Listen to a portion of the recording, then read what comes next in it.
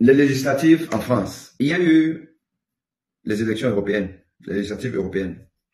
Et le parti de l'extrême droite, encore appelé le Rassemblement National, RN, mais c'est l'ancien Front National de Jean-Marie Le Pen. Parti aujourd'hui dirigé par sa fille Marine Le Pen, qui a donc gagné, parce que ça a été le premier parti aux européennes. Les européennes et puis l'Union européenne, qui est quand même, aux yeux de Macron, président français, une entité très importante et qu'il faut conserver, d'ailleurs renforcer. Et donc la défiance du peuple français envers la politique macronienne depuis déjà plusieurs années a atteint son pic, son paroxysme. Et avec donc cet échec, cette défaite cuisante de la représentante du parti de Macron aux législatives européennes.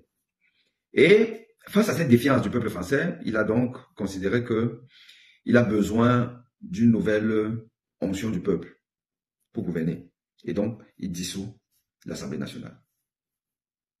Dissout l'Assemblée nationale, ça veut dire qu'il faut réélire les députés. Donc, nouvelle élection législative, cette fois-ci en France. Or, l'organisation de la politique française, la Ve République, est telle que le président de la République a quand même beaucoup de pouvoir. Je n'ai pas envie de dire tous les pouvoirs, mais il a énormément de pouvoir. C'est lui qui nomme le Premier ministre. Le Premier ministre constitue le gouvernement. Bon, mais on sait que c'est le président qui donne les noms au Premier ministre, c'est lui qui va aller. Mais voici les gens. Mais, en théorie, c'est le Premier ministre qui constitue le gouvernement. Et le Premier ministre est donc la cheville ouvrière de l'exécutif pour implémenter la politique définie par le chef de l'État. Donc, le Premier ministre, en France, a quand même un rôle qui dépasse le fait que c'est le premier des ministres à arriver quand on les convoque, comme on nous a dit à propos du Premier ministre camerounais. Mais il y a donc une telle défiance que le pays devient un peu ingouvernable. Un peu. Et donc, Macron décide de dissoudre. Et on sait qu'en France, celui qui a la majorité au Parlement constitue le gouvernement. Le parti qui a la majorité, si c'est une majorité absolue en France, constitue le gouvernement. Et donc, en procédant à la dissolution du Parlement français, donc renvoyant les députés à repartir, se faire élire dans leur circonscription, le président Macron court le risque de voir un autre parti avoir la majorité au Parlement et concéder à ce parti la possibilité de constituer le gouvernement, avec donc pour Premier ministre un représentant de ce parti. Et ça, c'est donc une aubaine pour l'extrême droite française, constituée essentiellement du RN, Rassemblement National, ancien Front National de Marine Le Pen, de Jean-Marie Le Pen, qui lui, et c'est pour vous dire qu'il y a eu un historique, qui lui avait failli déjà en 2002, si je ne m'abuse, arriver au pouvoir en tant que président de la République, car à l'élection de 2002, où il y avait trois principaux prétendants, Jacques Chirac, qui était le président sortant,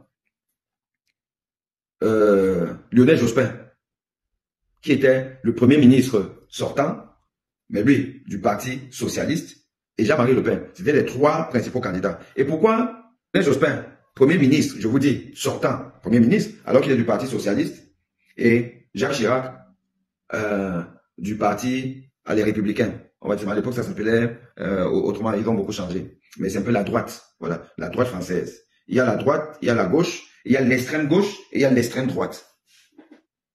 Et c'est l'extrême droite qu'on considère comme les racistes, les xénophobes et autres. Alors, en fait, c'est que la France était en cohabitation.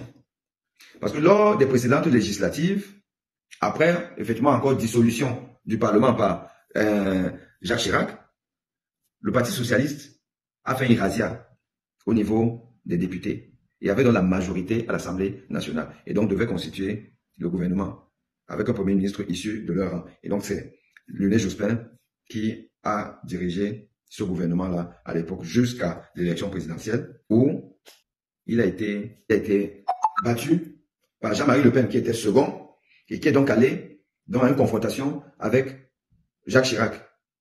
Voilà, pour l'élection présidentielle. Évidemment, il y a eu un vote de défiance contre l'extrême droite. C'est pour ça que Jacques Chirac avait fait, je crois, plus de 82% hein, à cette élection. Donc, nous ne sommes pas à notre première cohabitation. Il y a déjà une cohabitation en France. Il y a une cohabitation en France. Et d'ailleurs, il me semble qu'il y avait déjà une cohabitation avec Mitterrand.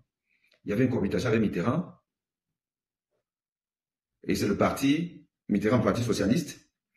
Et en sachant que c'est les républicains, enfin la droite républicaine, qui avait donné les législatives et a nommé pour Premier ministre Édouard Balladur. Voilà. Je pense qu'Édouard Balladur a été Premier ministre de François Mitterrand dans une cohabitation. Et Lionel Jospin, Premier ministre de Jacques Chirac dans une cohabitation, si je ne m'abuse, je pense que c'est ça. Donc on serait peut-être à une troisième cohabitation si jamais, dimanche prochain, le parti de Marine Le Pen, conduit par Jordan Bardella, gagne suffisamment dans les triangulaires qui existent, là, maintenant, au second tour, avec quelques triangulaires. S'il gagne suffisamment de voix encore pour avoir la majorité absolue, ben, l'extrême droite arrivera au pouvoir, parce que c'est le pouvoir, le gouvernement c'est le pouvoir, arrivera au pouvoir en France. S'ils n'ont pas la majorité absolue et qu'ils font quelques alliances avec des gens, ils peuvent finalement faire un gouvernement de consensus. Mais ça veut quand même dire qu'ils seront là et je pense que c'est quand même leur représentant de Jordan Bardella qui sera Premier ministre. Donc la France peut avoir pour la première fois de son histoire l'extrême droite arriver au pouvoir. Et ça, ce n'est qu'une étape avant l'élection présidentielle à venir, où on sait que aujourd'hui, si on regarde la dynamique des politiques en France aujourd'hui, ben, le représentant de l'extrême droite, et en l'occurrence ce sera Marine Le Pen, peut facilement gagner les élections présidentielles en France. Hein. Ça c'est clair et net. Donc, ce qui était une impossibilité il y a encore quelques décennies, avec une énième tentative repoussée à la dernière élection présidentielle, d'ailleurs surtout celle d'avant, où Macron a battu à plat de couture Marine Le Pen. Mais battu pourquoi? Parce que Macron, c'était aussi un tout nouveau. Vous savez, en France, hein, c'est un peu comme partout, on aime le messianisme. Il est nouveau, il est beau, il parle bien, voilà, il avait le vent en poupe, donc il a fait la razzia.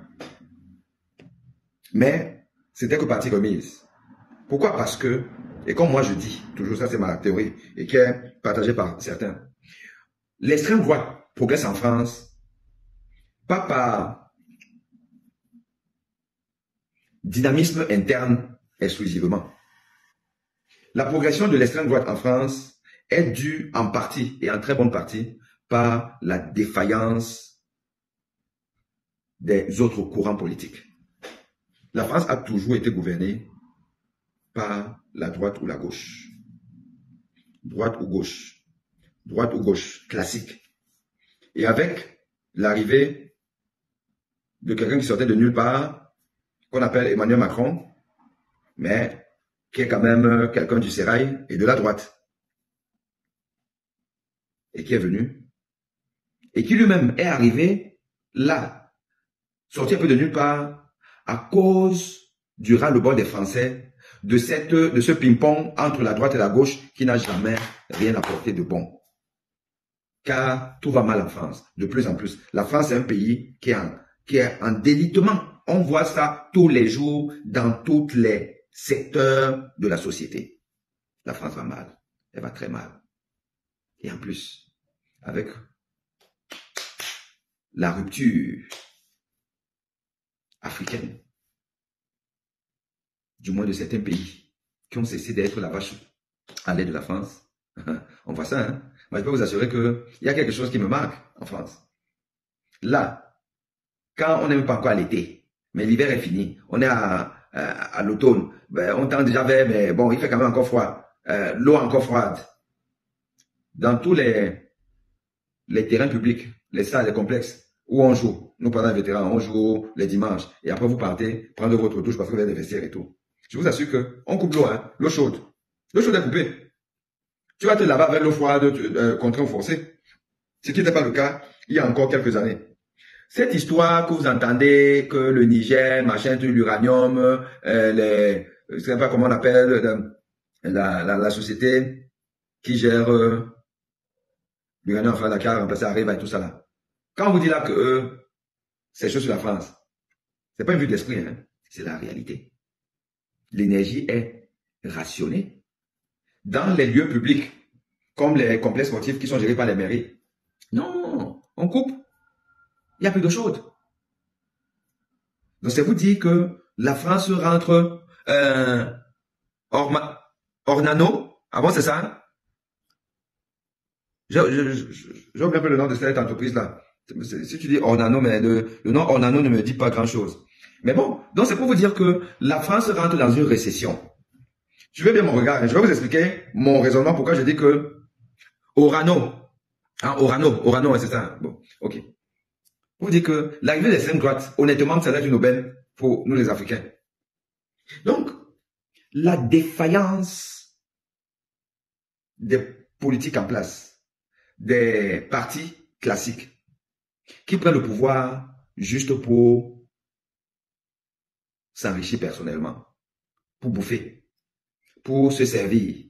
Parce qu'il faut penser que le pouvoir n'est pas secret que pour le noir. Hein. On a appris ça chez ces anciens. Hein. Les privilèges. Ils aiment ça. Un peu de tapage là, un peu de machin, tout là. Alors que c'est une société qui est fondamentalement discriminante. La discrimination raciale, elle est consubstantielle à la société française, pour parler de la France. Le racisme, il est parfois subtil, parfois il est criard partout. Le rejet de l'autre, le rejet des minorités visibles et tout ça là, c'est le quotidien. Le Parti socialiste qui semble, pendant des décennies, les Africains, c'est ça aussi le problème des Africains, comment on ne veut pas réfléchir? C'est que l'Africain a tellement été habitué au fouet, qui ne veut pas réfléchir. La plupart des Africains ont toujours voté pour le Parti socialiste. En pensant que le socialisme, ben, on est là, ben, les cités, ben, on nous donne un peu, des communistes et des socialistes. Les Africains ont toujours voté pour eux. Mais, les socialistes, au pouvoir, qu'est-ce qu'ils ont fait? Quelle réforme? Quelle avancée des droits des minorités en France? Si ce n'est à construire des HLM, à parquer les gens et tout, pour ghettoiser les gens et créer du communautarisme. C'est ça le parti socialiste communiste, c'est comme ça qu'ils faisaient. C'est des gens qui n'ont jamais vraiment assumé le fait que l'homme occidental, c'est l'homme occidental. La nature humaine, elle est même peut-être comme ça. Elle est faite de différences. Il faut simplement les assumer, ces différences. Et que l'autre ne doit pas passer son temps à pleurnicher, à jouer le numéro, à faire plaindre toujours. Oh, c'est les autres. Oh, ben, les occidentaux. Non, non, non, non, non, non, non. C'est pas un jeu d'enfant. Hein. C'est un rapport de force. Donc, nous n'avons jamais su assumer ça. Quand la droite vient, elle fait ce qu'elle peut. Elle est un peu moins décomplexée, elle est un peu moins complexée que les socialistes, mais c'est bonnet, blanc, blanc, bonnet, à tous les niveaux. À tous les niveaux. Donc, ce sentiment du statu quo entraînait la montée du rejet du français. Et qui avait donc le repli facile vers l'étranger, que c'est la faute aux étrangers. Et évidemment, l'extrême droite surfe donc sur ça, surfe sur ça, surfe sur ça. Et aujourd'hui, ils sont aux portes du pouvoir. Et il faut qu'ils prennent le pouvoir. Le RN doit arriver au pouvoir pour plusieurs raisons. La première raison, c'est que ben, c'est la France. Chacun gère son pays comme il veut. Et au nom de quoi certaines personnes n'ont pas le droit de diriger aussi? Au nom de quelle logique? Depuis la nuit des temps, et surtout la 5e République, démarrée par le général de Gaulle, c'est toujours la droite ou la gauche. La droite ou la gauche. Mais on sait que ce pays, en réalité, n'est même pas 15e mondial de développement s'il n'y a pas le vol de l'Afrique. C'est un pays pauvre. Donc, aucun des deux courants politiques n'a réussi non seulement à rompre sa relation d'escroquerie avec la France, avec l'Afrique. Ils n'ont pas réussi. Ils n'ont pas mis en place des politiques de développement excentrées, tournées contre l'Afrique, vers d'autres horizons.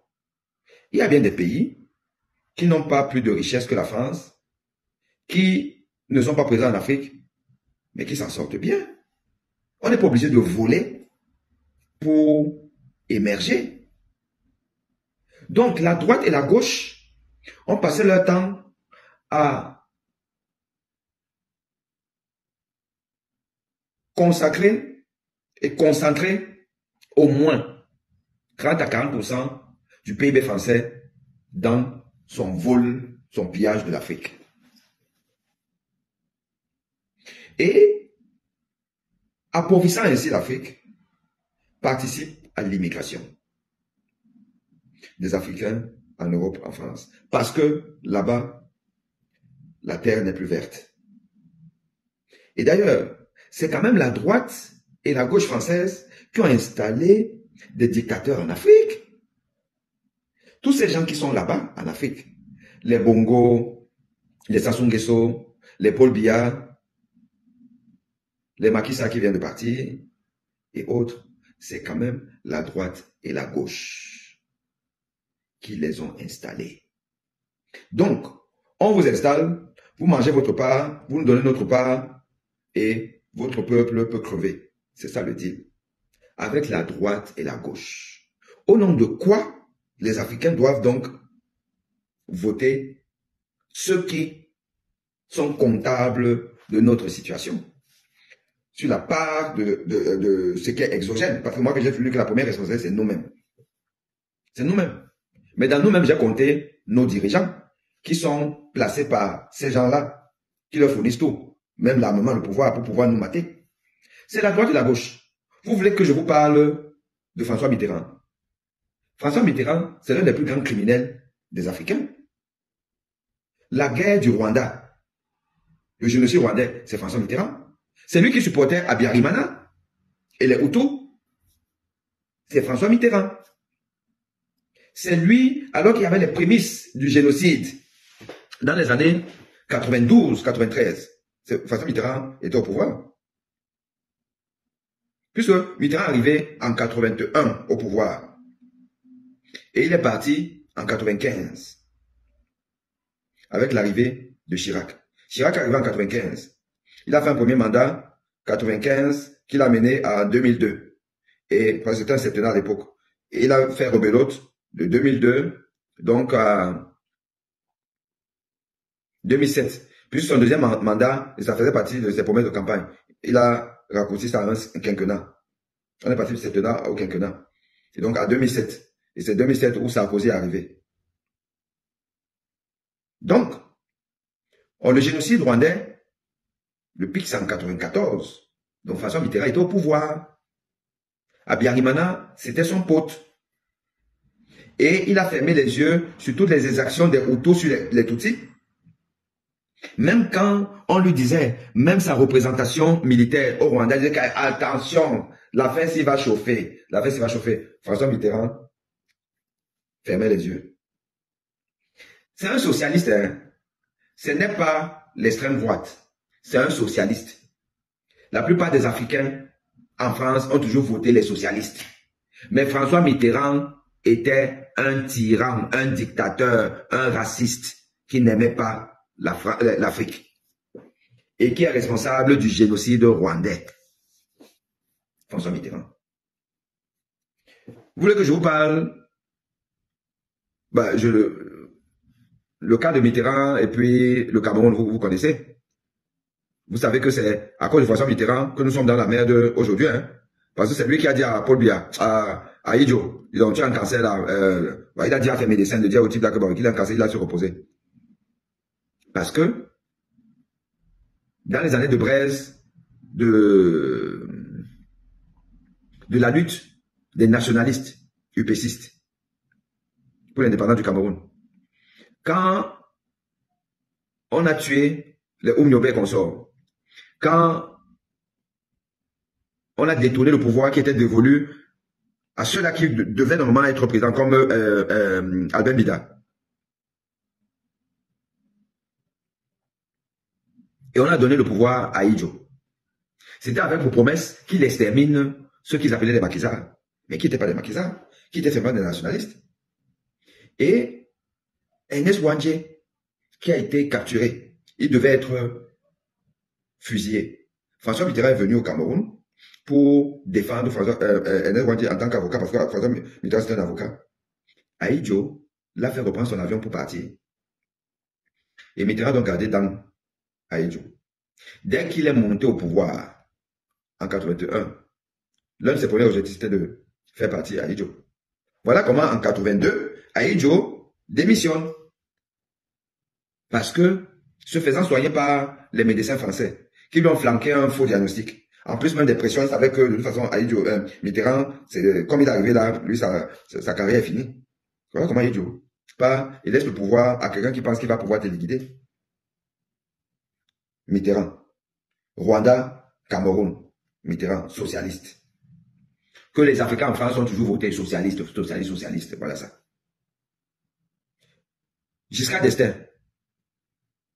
On connaît l'histoire de Giscard d'Estaing et les diamants centrafricains.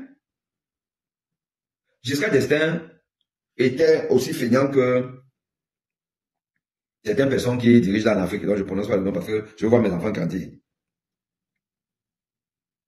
Oui, l'avocat de Ouandjé, Ernest Ouandjé, tout à fait. Et tu as raison, Barthélemy, les Africains sont émotifs. Donc, Giscard d'Estaing, c'était un roi feignant, le président. Quand il a découvert la Centrafrique, il passait tout son temps en Centrafrique, chez Bokassa, à chasser les animaux et à voler les diamants. Il avait déjà sa résidence à Bangui. Mais il n'a pas fait que voler, piller les richesses naturelles centrafricaines. Il a même aussi pris la femme de Bokassa. La femme de Bokassa était devenue la Djomba de Chirac. Il a même enceinté, mais c'est que les histoires là, ça allait quand même être trop gros. Elle a avorté. Et il a fini par faire un coup d'État à son ami Bokassa, enfin, son ami. Tu sais que nous, les Noirs, là, on a tout le complexe à Bokassa, parce que Giscard, c'était son vrai ami.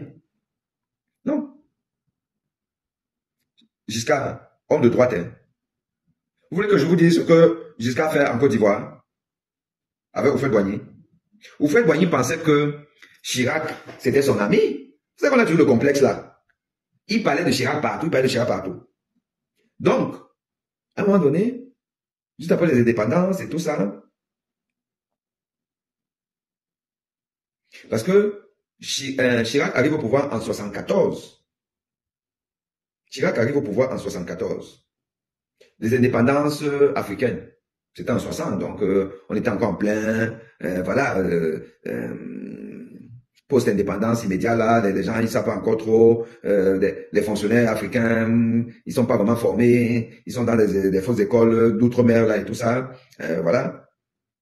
Chirac dit donc à Houphouët qui vient lui rendre visite en Côte d'Ivoire. Houphouët était aux anges. Houphouët était aux anges. Il parlait partout. Mon ami Giscard, il va venir. Mon ami Giscard. Giscard arrivait en Côte d'Ivoire. Giscard, roi feignant. Il a passé plus d'une semaine en Côte d'Ivoire. Puisque Houphouët lui avait préparé une belle résidence et tout en or, machin, tout comment. Le blanc arrive. Oh. Donc, Giscard était au petit soin, il y avait tout était en or, machin, truc et tout ça là. Bon, c'est sûr que même les petites, on lui donnait les petites.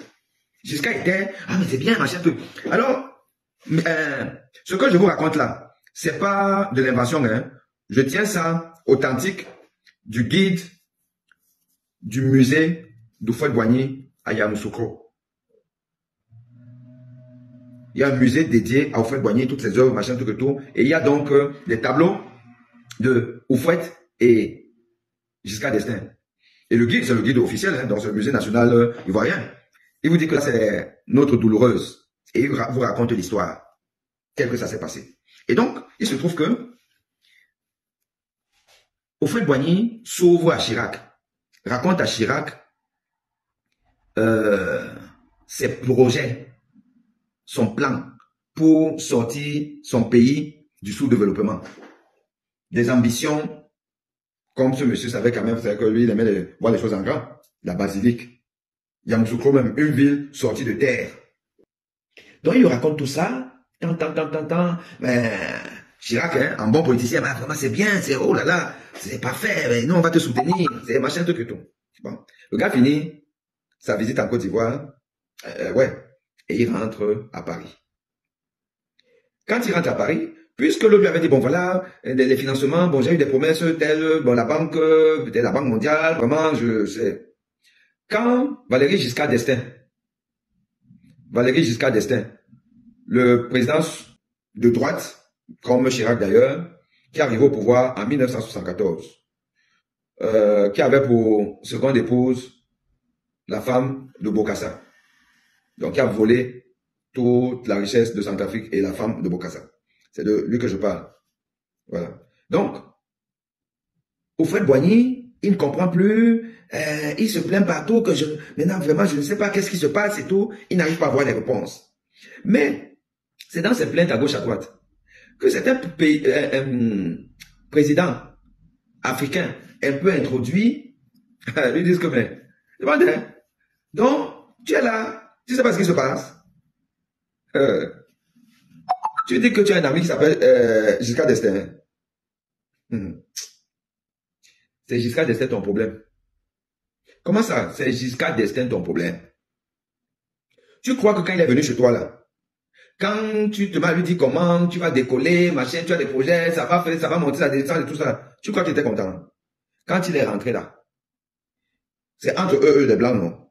Il a appelé partout pour dire que voici l'argent que vous voulez donner au nègre là.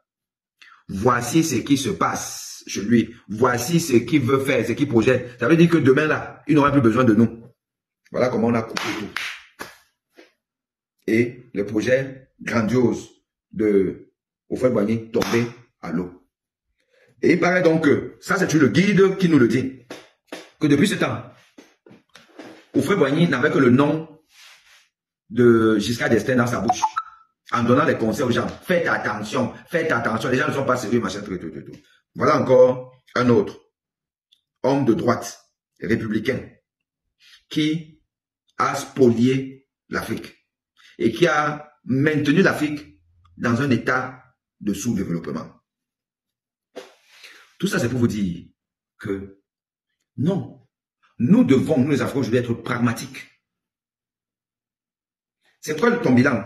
Tu es socialiste, tu as fait quoi pour l'Afrique?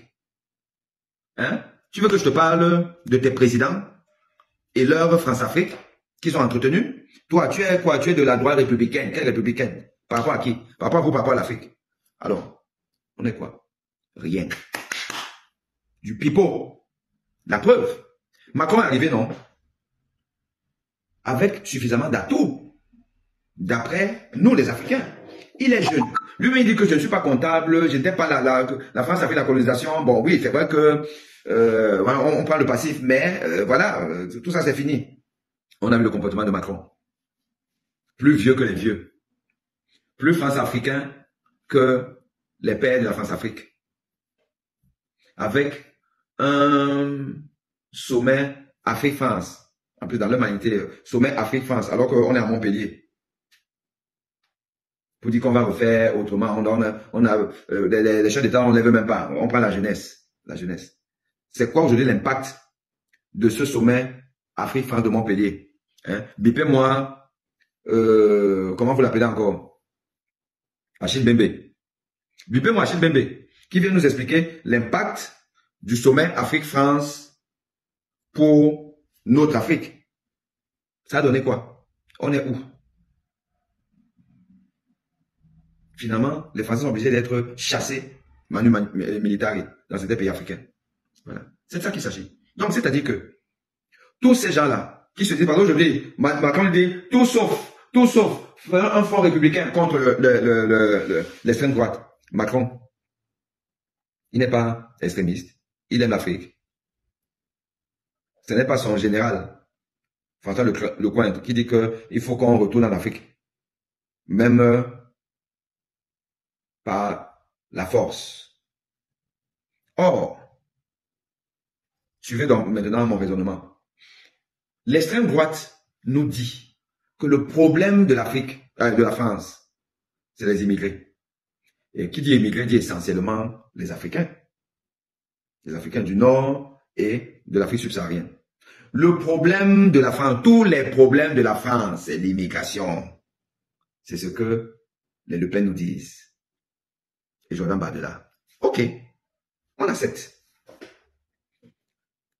Considérons même que c'est vrai. Que le problème de la France, c'est l'immigration. Bon, vous ne pouvez pas dire que votre problème, c'est notre présence chez vous. Et vous-même vous retrouvez chez nous, non? Il n'y a pas de cohérence. C'est-à-dire que l'extrême droite arrive au pouvoir. Imaginons par extraordinaire qu'elle se mette à implémenter sa politique. Encore qu'elle va être coincée face à certaines réalités, on le sait. Mais soit, supposons-le. Comment elle va nous expliquer qu'elle exploite encore illégalement les ressources africaines? Comment elle va nous expliquer que Orange fait au Cameroun et en Afrique une plus-value qui est au minimum 3 fois plus importante que sa plus-value en France? Comment elle va expliquer ça? Puisque c'est du vol, c'est de l'exploitation. C'est spolier des Africains qui ne peuvent donc pas manger tous les jours. Parce que vous devez mettre une connexion de 1000 francs par jour. Et comme il ne vous reste plus beaucoup, et on vous a dit que là-bas en bain, c'est mieux, mais vous allez prendre les chemins du Boza pour y aller. Donc, dès que l'extrême droite arrive en France, elle devra elle-même spontanément dire que bon, pour de vrai, la France-Afrique est finie. On ne veut plus l'Afrique. Parce qu'on ne peut pas vous exploiter. On ne peut pas vous exploiter, on ne peut pas continuer à vous exploiter.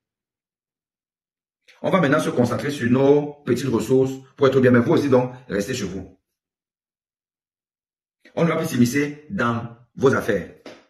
Et donc, on va rester entre nous là, hein, avec les Sassou Nguesso, les Paul Biya. On va bagarrer entre nous, puisqu'ils n'auront plus le soutien de leur patron. Ils vont nous dire comment ils font pour rester au pouvoir pendant 42 ans. À voler, à piller, à ne rien développer. Ils vont devoir nous dire ça. Donc on va se battre entre nous. Tout ça, c'est pour dire que, en réalité, on a peur pour rien. Il faut que ces gens-là aussi arrivent. Soit il y a 2 issues. Ils arrivent, ils sont butés des réalités, et ils finissent par faire comme les autres. Et comme ils n'ont pas la même crédibilité que les autres, ils seront balayés pour de bon. On n'entendra plus parler. Au moins, ils auront essayé.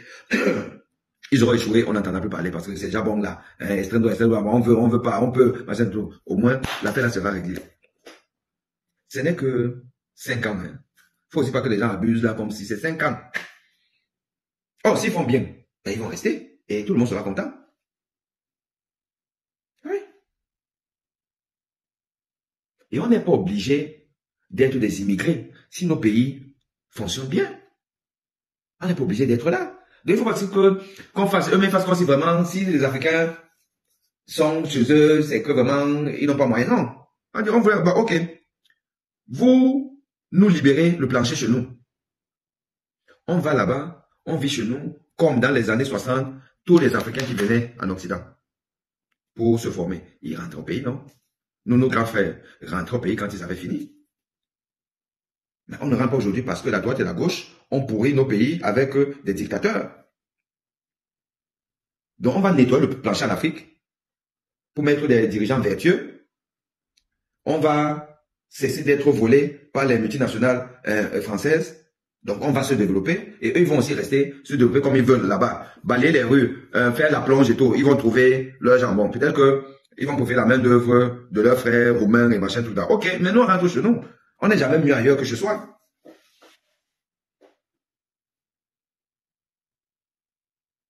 Non, donc, c'est impossible je crois que dans la logique france-africaine. Ben, bon, si c'est impossible, ça veut donc dire que on va au moins constater la limite de ces gens de l'extrême droite. On va constater ça. On va constater que ils continuent à aller là-bas manger chez nous, à piocher là-bas. Marine Le Pen va expliquer comment, qu'elle n'aime pas les Africains en France. Elle les aime simplement en Afrique. Non, tu ne peux pas chasser les Africains en France et tu vas chez eux. Pas le mécanisme de réciprocité.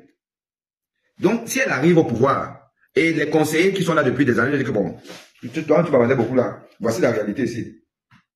Si on laisse l'Afrique, c'est direct. 30e pays du monde. 30e, si on laisse l'Afrique. Elle va faire comment? Soit elle va faire comme les autres. Il va falloir qu'elle explique que mais tu disais que toi, machin, tout ça là, la France aux Français, bon, ça veut dire que l'Afrique aussi aux Africains, mais finalement, tu fais différemment et tout. On saura. Donc, on a peur pour rien. On a peur pour rien. Et moi, je dis surtout, mieux vaut un inconnu potentiellement ennemi qu'un connu ennemi. Mieux vaut un inconnu potentiellement ennemi qu'un connu ennemi. Parce que le connu là, tu sais déjà que lui, devant c'est ton ennemi, il veut te tuer, c'est tout. L'autre, tu sais qu'il y a quand même la surprise que peut-être que il va plutôt être mon sauveur, peut-être. Et laisse-moi faire vivre. Ok?